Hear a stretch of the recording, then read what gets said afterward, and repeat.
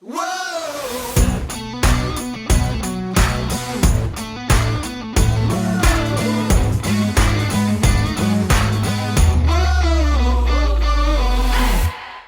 to the What's Already podcast. We fashion ourselves cinematic judge and jury. My name is JJ Crowder. I'm here with my co-host, Alec Burgess.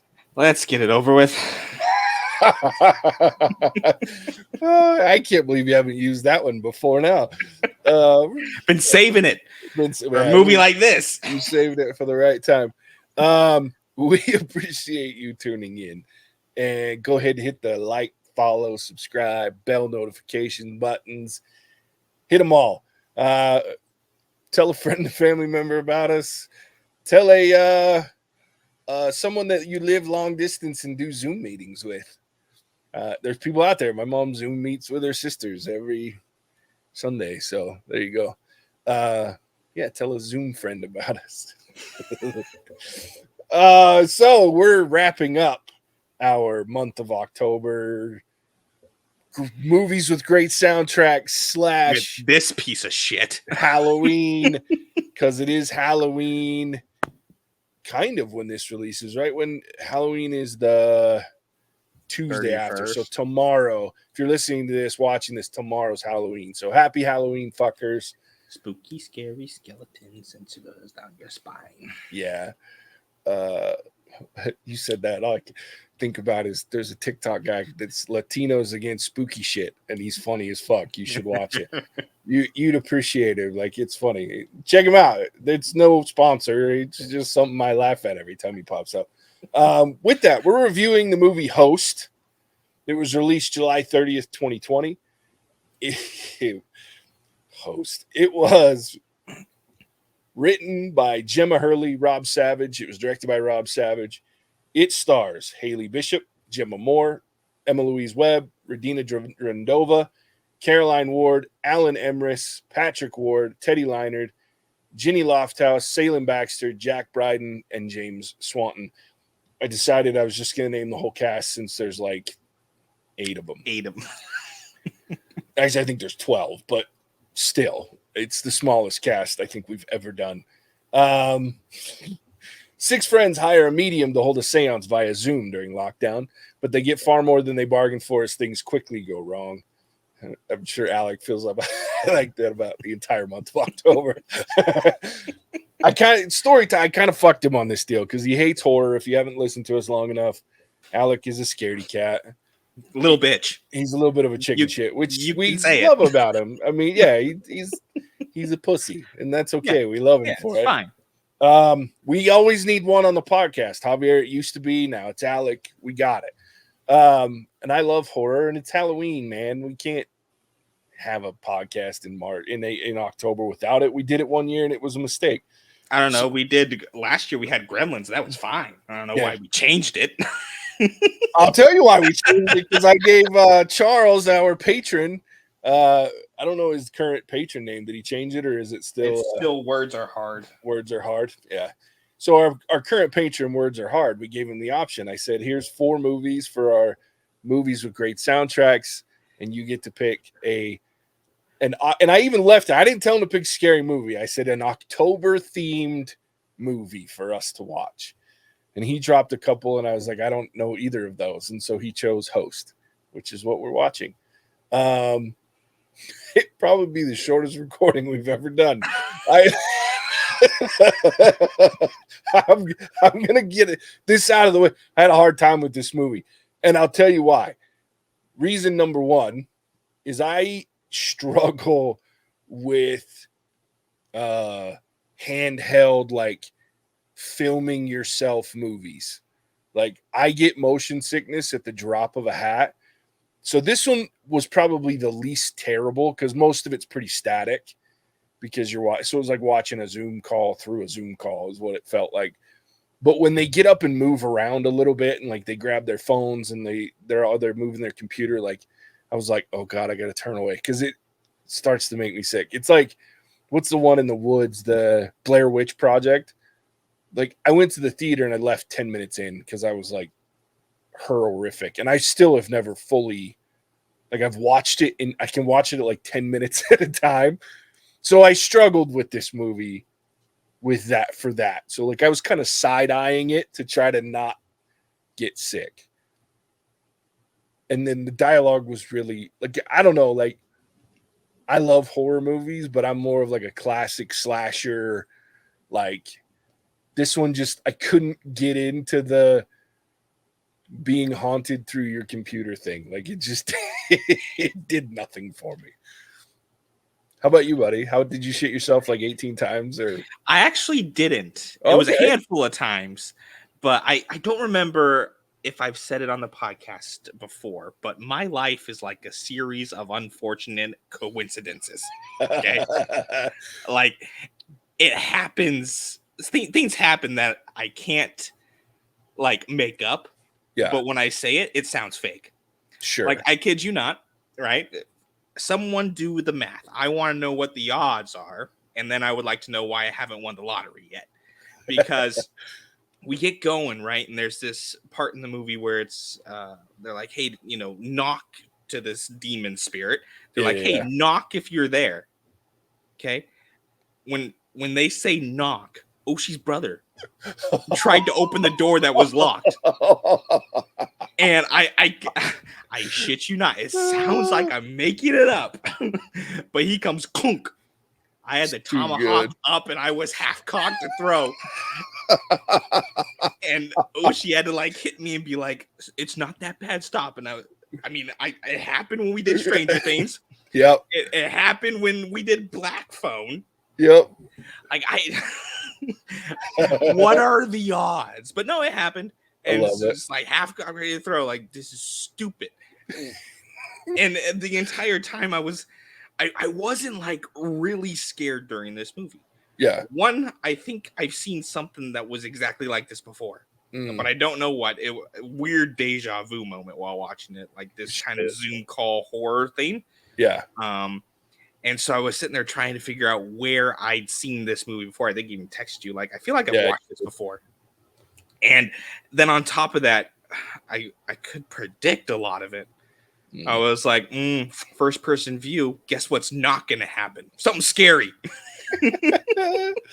Oh, we're opening the door real slow. Guess what? Nothing's going to be there. So I don't know if that was just because it seemed to be like an independent film project, where it was just kind of like a group of people got together and wrote it. So I don't know if it was, you know, they're not Wes Craven, right, writing this thing. And so they were telegraphing their moves. But I was sitting there going, I'm understanding what's happening. Didn't stop me from shitting my pants when we did see the demon. But I was sitting there going, I was like, okay. Feeling pretty good. But yeah, it got me on a couple moments for sure. Yeah. And it's definitely independent because it was filmed and I think released on Shudder, which is now like an Amazon channel, I think. But it's a TV channel that like does nothing but horror based. But they do a lot of their own content. These like hour long, and that's one of the best parts about this is it is only an hour long, which is nice because I think most horror films are too long. Yes, if I'm being honest. Because 100%, way too long. Well, for different reasons. 20 minutes tops.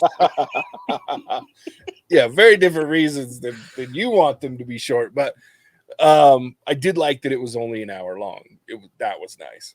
And now I realize, as we were talking before we started recording, why you would have died because I had my power go out during the night the next day. This is the best story. So you tell your thing, and then I got something to add to it. Yeah, well, so we were going to record the next day. Like, so we both watched it. You watched it Friday night too, right? Yeah. Yeah, so we had both watched it on a Friday night. We were going to record that Saturday. Well, I woke up in the next morning, and I mean, it was morning. I slept pretty late because I was up really late watching these damn movies, thinking we were going to record Saturday morning. I was like, I better be ready. So I wake up and the power's out, and it's been out since like for a couple hours. So I had to text out and be like, I can't record because, you know, everything's fucking electronic that we use to record. So we didn't end up recording that Saturday, but yeah. So I text him. I'm like, dude, I can't record. My power's out. He's like, it's a fucking good thing it didn't go out of my house. Okay, now here's my thing, right? Yeah. So I live in Arizona, right? It's a desert. I live my life in a state of constant chaos, which is borderline dehydration. I don't drink enough water, right? So Friday night we had pizza for dinner. Pizza's a lot of bread. Bread soaks up the moisture in my tummy, and so went to bed at 11. Woke up at 3:30 a.m. dehydrated. Oh no! Okay, when I went to bed, I was fine. I was fine. Sure. Fine. When I woke up, I was not fine. There was like a crack in my closet door right here. It was, you could see in there. And I'm not going to go get a bottle of water, right? They're not in the room. I'm not going to go get one. I'm just going to suck it up for a couple hours until morning. Yeah. We have that Ring doorbell. Yeah.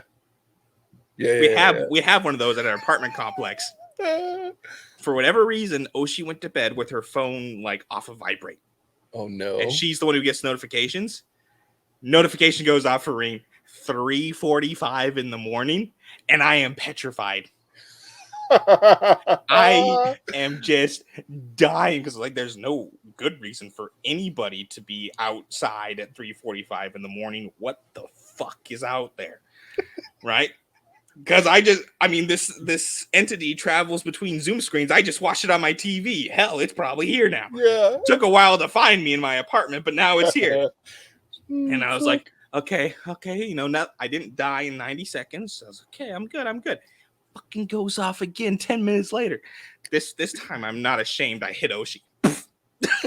Who's at the door? Oh god. She was not happy because she had to work that morning at like 7 o'clock in the morning. But I was not gonna sit there and be petrified all night long while the Ring notification kept going off for no goddamn reason. See, Hilarious. Who's at the door? It's nothing. Go to sleep. But yeah, this is one of those that it shouldn't happen. The chances that we had pizza that Oshi would leave her phone off vibrate, and the fact that someone would be at our door at 3:45 in the morning the night after I watched a scary movie. Yep. This is why haven't I won the lottery yet? I mean, that's bad luck like shit. That's not like good luck shit. Just because random, like that's my saying. Like my favorite saying is, if I didn't have bad luck, I'd have no luck at all, dude. Like that's what the fuck I'm talking about, dude. That shit was that's funny as hell, dude. I didn't know that. Makes you laugh. Yeah, I'm glad it's my power that went out. Yeah, that's funny because you tell me. If I woke up and the power had been out, yeah, it's over. I'd be like, I'd be murdered in my sleep. You'd fly out here and kill me. Yeah, dude. It was so because we were talking about it, and you're like, you said, "Well, I'm glad it was you and not me." And I'm thinking, yeah, because it's 1,000 degrees where you're at, and if your air conditioner goes off, you're gonna die. But no, I forgot. It's because you would have pissed yourself when you woke up and the power was out. Yeah, I woke up at like 2 a.m. and woke back up at 2 a.m. and walked through my house pitch dark, and I don't care. I will say though, I appreciated, who was it? Caroline, I think it was, who is the only person to ever have any brains in a horror movie. Yeah. Throwing the flower out to catch the footprints. Yeah. I was like, Caroline knows what's up. Yeah, it was smart. Well, and I love the moment too. There were some really clever moments, like when they throw the blanket and it lands on the entity or whatever. Like I was like, that's creepy. But I'm of the mindset, like I think I'm a little different. I don't want to know. Like I don't want to know where it's at. You know what I mean? Like I'm leaving the house. Like at that point, and obviously they do at some point finally in this movie, which doesn't help them at all. But yeah, like that's always been my thing. I'm like, I'll just leave. I'm leaving the house before the Zoom call. But fair. I mean, if I'm trapped in the house, yeah, I gotta know where to swing the baseball bat. Yeah, well, that and like I'll call Alec and be like, "Hey, we're gonna do a seance on a Zoom call." I'd get halfway through seance and he'd be hanging up on my ass, going, "You fucking idiot! Like, there's no way you'd be doing this shit." I mean, I'd love to get you to do something like this. But not even close. Yeah. We were watching this, and I think it's Radina's boyfriend who she's like quarantining with that drops from the ceiling. Yeah. Yeah, so I turned to look at Oshi, and I was like, this is why there's no spooky shit in the house. And then she ruins it by doing this. Ready for this? She goes, I'm not sure that's how demons move. How do you know how demons move, Oshi? Yeah. Why do you know? Why do you care? Why are you? It's like I kid. It's like I'm not kidding. There's spooky shit in the house. I'm gone. You won't know it. There will be a like radio silence. I'll drop off the grid. I don't care. Yeah, dude, you've got to check out. I'll send you this dude's TikTok because it's Latino's against spooky shit, man. I'm It's gone. so I'm funny. out of here. Yeah, he's hilarious, and it just you sound like him right now. Like, how would you know that, and why would you know that? Like, Yeah. It's like, there's no away. spooky shit. Why do you know how demons move? Yeah. That was my first question. You need it. He'd be like, you need some chanclas and some tahine, and you'll be all right. But yeah, it was. I think I don't know. This movie there's good parts about it, and then there's parts I'm like, and it's the same things that make it good. Like it's short, which is great. There could have been a little more to it to help me, like I actually enjoyed once the demon was out and about and moving. Like I liked the fact that it was like picking them off one by one on the call, and like the screen would freeze for a second, and then like all that shit was clever. So like I wanted a little bit more of it, but I like the fact that it like edited itself as well. Like it understood we have one job, and that is to inject enough creepiness and jump scares into this really odd format to make people go, ooh, that was scary. And it fits with the world that we lived in 2020 because of, quarantine. And what a clever way to continue to make your movies is to actually make a movie about a Zoom call on a Zoom call. I mean, it's kind of fucking genius. So kudos to them. But the other thing that it had was the fact that it was a movie through a Zoom call. Like, it's really hard for me. And I think part of that too is because I'm like, fuck, I'm so sick of Zoom calls. I work remotely, so I'm on team. I don't do Zoom, but I do Teams calls all the time. And so, and then I worked remotely during the pandemic for 2 years. So I'm 4 or 5 years now straight I spend half of my work day in a call like that. And I'm like, I don't want to watch it on a movie. It's like watching a movie about being a trainer. I don't want to do it. I do that every day. So I think those are a couple things that I liked about it because it was clever and it was good and it was short, but it was also kind of a detriment to it, at least for me. So, but kudos to the creativity because it was pretty good. It was. I mean, I'll give it props where props is due. But I swear I almost lost it when this demon is hunting them down, picking them off one by one, and the girl puts on her COVID mask. Like I know it was a time. I get it, but I was like, oh yeah, okay, that's a real priority in this moment. Oh god! I burst out laughing. Yeah. I mean, I was just dying. I was like, oh yeah, this perfect. Make sure you don't get COVID while you're going to go confront a demon. Yeah, I burst out laughing because I look up and she walks out with the mask on. I'm like, oh fuck, that's great. It's like that's good stuff. You're breaking quarantine, but you got a mask on. So, well, and it's filmed in the UK, most of it. So it's a UK production. So they had a much more serious, because they're an island. They had a much more serious quarantine than even we did, right? So it's like, but yeah, I laughed my ass off when she did that. I was cracking up. I was. But you know what else got me too was like the bearded guy. Like he disappears for most of it, and then he just randomly pops up as people are dying. Like I was like, this is great. I was like, Teddy, you were in the clear. What are you doing? Why would you? Don't come back. Don't come back. Yeah. What was the other? There was another moment that got me pretty good. Like I laughed a lot in this movie, more than I thought I would. Oh, like when they were making fun of, like there was a couple of them that were like subtly making fun of the drink every time. Chick. Yeah, and they set up the drinking game. Plane. Yeah, and then he purposely asks, "What was that plane called again?" I was like, "That's the kind of dickhead that I am." Like, I would set that shit up and then make a drinking game about the fact that she's going to say something, and I knew she was going to. So I really, yeah, I mean, I loved the fact that it was like, okay, this is 6 friends being dicks, like, or one of them's really interested. It'd be like me and you and Ian hanging out with Matson on like this format talking about sports. Like me and Matson could do it, but like, or like video games. Like when we talk about, like if it weren't for Oshi, like most of the video games we talk about, you're like, fuck whatever. But it's like, you know, there's 1 or 2 people that are interested in something, but it's this whole group talking about it. So you're like, oh yeah, we're gonna make fun of them pretty bad. Oh, absolutely. Yeah, it was real. And I don't know the ins and outs of seances. I don't want to know. Don't come in the comments. I'm okay with being in the dark. But At him. No. Don't do it. I will leave. Gone. Radio silence. Never coming back. But I liked the kind of thing where they like, because Gemma was screwing around and made up this mask that they called it. That hey, you just left the door wide fucking open. Way to go, moron. Yeah. And so I like that. I was also thinking, shouldn't that be in a handbook somewhere? Like when you're doing like Seance 101, like, hey, the reason why we don't want you to make up fucking stuff is because you don't have any control of what takes over it. Yeah.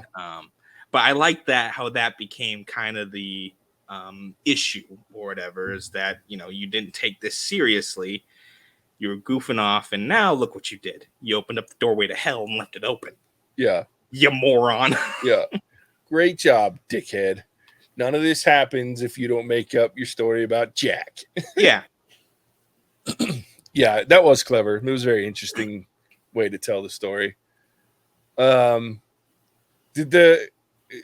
other thing that I like is you don't actually see the monster. Like you see the blanket, you see the footsteps, you hear that weird like noise, like the groaning almost like noise, but you don't actually see anything. It's either invisible or it's covered by a blanket until the very, very, very, very end. Which I like. Like I think too many horror, especially modern horror movies, like give away the monster way too early. And in my opinion, the best horror movies never showed you an actual monster 90%, if at all, of the movie, because your imagination is far worse than anything they could come up with. Yeah. Yeah.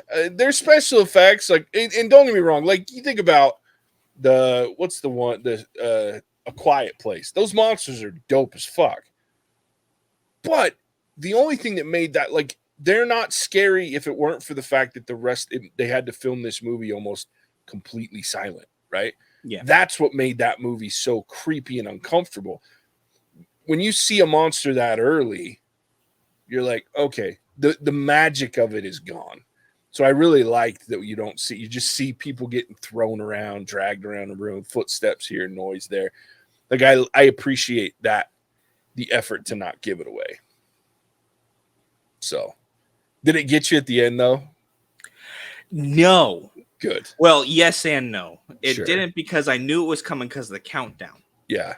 The actual, like, what the monster demon looked like, that got me. Oh, but I wasn't surprised by the timing. I was like, that was very considerate. They had that, you know, like they had the countdown, but they also had the 10 minutes until your call is over, you can upgrade or whatever thing. Yeah. And then the countdown. I was like, oh, that was nice of them. I appreciate that. Yeah. Well, and I loved to, like, that brings up another point of this movie that I thought was clever, and that's all like the funny shit that happens on Zoom calls that they integrated into this horror film. Like, you see the little chat thing down at the bottom, and then you get frozen screens. You get someone using a background that has motion in it that people are like, what the fuck are you doing? But it's just the background. You have the freezing screens, and then like the glitchy or someone's on mute trying to, like, I loved all that. And then with Zoom, the fact that you only get an hour or whatever it is before. And I thought that was funny that that's how the movie ended was, oh, your time's Zoom up. Call. Yeah. Zoom call is ended. You need to upgrade in order to keep going. I thought that shit was funny. It was well done. So I will give them that. They made it relatable and gave you some things to really tie into it. But I agree. Yeah. I don't know what else to talk about with this We movie. really Though. don't Like, have anything else either. I yeah, mean, at this point, we're gonna have a longer recording than the movie was. yeah, Uh, pretty but much. I mean, overall, like, I so when Charles requested this, he said it had like a 99% on Rotten Tomatoes. Yeah, I don't know how, but it also makes sense. yeah. Agreed. Because I feel Agreed. like it's like very niche, right? Yeah, The people who are searching this out are going to be the ones who are going to love it. yeah, And anybody else isn't going to pay any attention to it because it is this weird, unique format where it's a Zoom call. It's only an hour long. And it's really just a group of friends who kind of came up with it.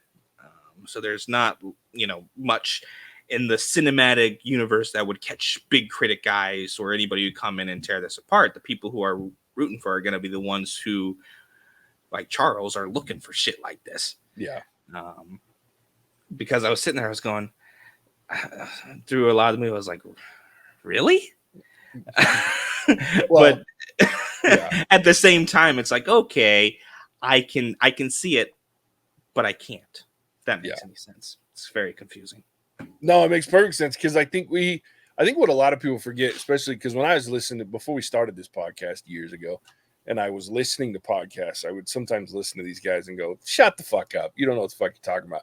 And then you start one, and you can't help but shift. And I've talked about it on the podcast many times. Like your brain kind of shifts to like that critic mindset. Like you have to look at it more objectively than you typically would most movies. Like when you back before you started critiquing or rating or trying to give content delivery on a movie, like you have to be a little more subjective first to a certain degree. I feel anyway. I know I do. It's 99% on Rotten Tomatoes for critics. The audience score is 71%. So still higher than you would probably imagine at first. Like if someone told you the plot of the movie, you're like, that's got a 71%. When you watch it, you're like, okay, it's got a 71%. Because like you said, even someone like me who was watching it going, fuck, this is just not for me. I still can't help but say nice things about it because it's unique. It's exactly what Rotten Tomatoes is for, right? Like it's different. It's rotten. It's, you know what I mean? It's like, it doesn't suck because it's clever. And it's, so. It makes up for the little budget by being smarter than every other movie on the market. Correct. Yeah. Fresh. That's what it is. It's not rotten. Rotten's bad. It's fresh. 99% fresh or whatever the hell. So like that's, I mean, when you start getting it into its certified fresh, things like that. But I get that. Like you say, it's smart, which I appreciate. Wasn't wildly entertaining to me for the most part, but I appreciated the cleverness and the 12 friends that are bored and decided to make a movie when we probably shouldn't have been making movies. And I appreciate it probably wasn't easy to edit either because I imagine it was a nightmare. Yeah. And setting up effects and things like that, like none of that could have been easy. So I appreciate the effort put into it for sure. So, all right, let's rate this thing. Okay, let's do it. This was neither of our movie, but I'll go first anyway. Appreciate it. I don't know what to do with this movie though. Like here's the thing. If you're looking for a quick 1 hour watch of something that's unique, different, but relatable, I recommend watching it. It is funny. It's got some decent jump scares at times. It's a little creepy. If you're like Alec and you get freaked out about horror shit, but you still like to watch it, unlike him, like it's probably a good choice. Like it's got some creepy, uncomfortable moments, especially because now you won't sit on something like this the same way, right? Like you have to be like, don't talk about ghosts during our fucking podcast recording, JJ. You're an asshole because you know what I mean. Now you open the door to hell. Thank you very much. No, fucking somebody's be ringing his doorbell at 3:45 in the morning and he doesn't know why. So it's like, there's some value in watching it because it's different and it's clever. Is it a good movie? Nah. It's mediocre at best. but the cleverness and the uniqueness of it gives it some extra value. I'm going to give it a 2.5 from a horror film perspective, and especially from a junkie like myself. Like, I wasn't scared. Like, the movie didn't make me uncomfortable, other than the filming, the way it was filmed, because it made me nauseous if I watched it for too long in certain parts. But I wasn't ever scared. None of the jump scares got me, with the exception of the boyfriend falling out of the ceiling. That one got me because I just didn't expect it. I thought he was going to be in the room or something. And she opens like 8 doors, and I'm like, maybe he left. And then and they weren't even talking about him. It's just like randomly, ka-dunk, he hits the floor. That one got me. I jumped. I was like, oh yeah, that was good. The rest of them, I was like, not so much. Couple of little creepy parts, but it was, I think the sound for me was the creepiest part of it, like the little weird growl or like hum they was doing, because you're like, uh-oh, you're fucked. But other than that, yeah, I'm gonna give it a 2.5 because it was clever, it was unique, it was different. So there's me. I won't watch it again. Damn, this is gonna be awkward. Uh-oh. Yeah, so